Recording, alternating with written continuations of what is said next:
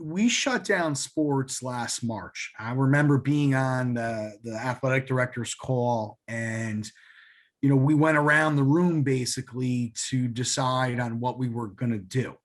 And I remember they took a roll call and asked every athletic director, are you voting yes to end the season or no to continue the season? And I voted yes. I thought at that time the right thing to do was to stop play because we didn't know what was going on.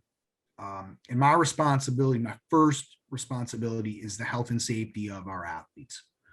And the right thing to do was to stop play. And I remember hearing myself vote yes to stop athletics. And I was like, my God, I cannot believe that I just did that, which I would do again, but I still couldn't believe I was doing it. And then in my mind, I was like, 3 weeks, everything's going to be good.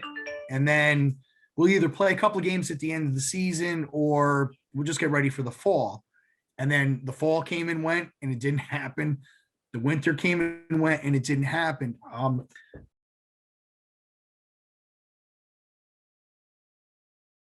It took a lot. I think people don't realize the amount of work that went into spring sports. But I would tell you, we started in probably April or May for the fall, and we started in September for the spring to get the sports back. So the staff put in a tremendous amount of work to put in these. We had COVID safety protocols.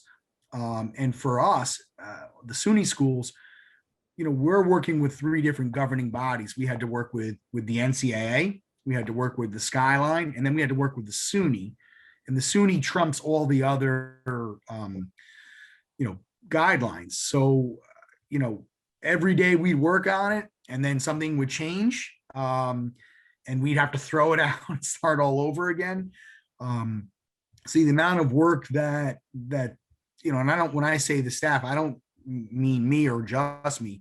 I'm talking about, Sherry and Jenna and Albana and Francesca and Betsy and even Adrian in health services. I mean, the amount of time and effort that went into writing up these protocols and working with SUNY and Westchester County Health Department, it was honestly, people think that we didn't work that much because the athletes weren't here. I honestly think we worked harder because we were doing the same work over and over and over again because it kept changing.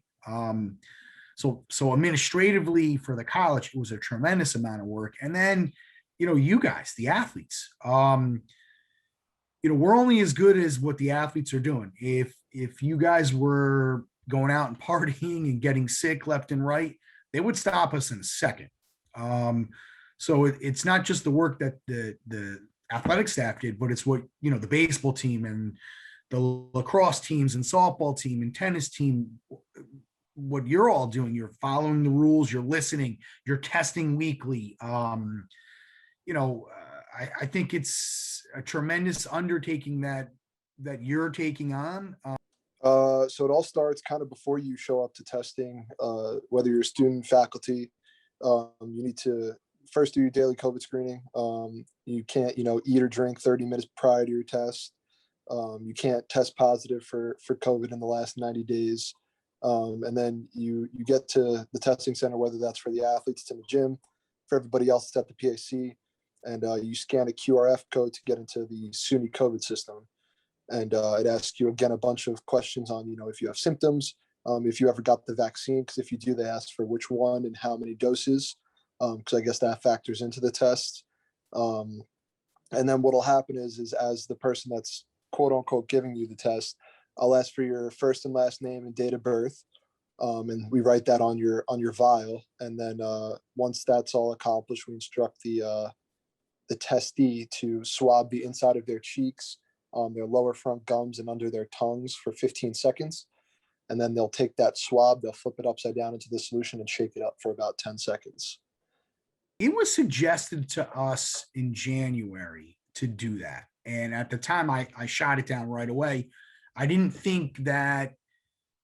know that our staff could take on that undertaking, number one. And then number two,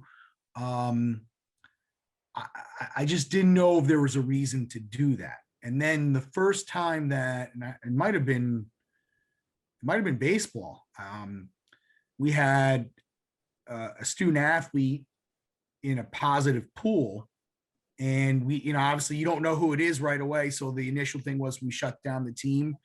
We waited until we found out who it was. They have to do contact tracing. Then we were allowed to go back to practice. It's obviously helped our athletics tremendously, especially, we do the pool testing. So, 12 people samples get put into one test, and that one sample gets tested.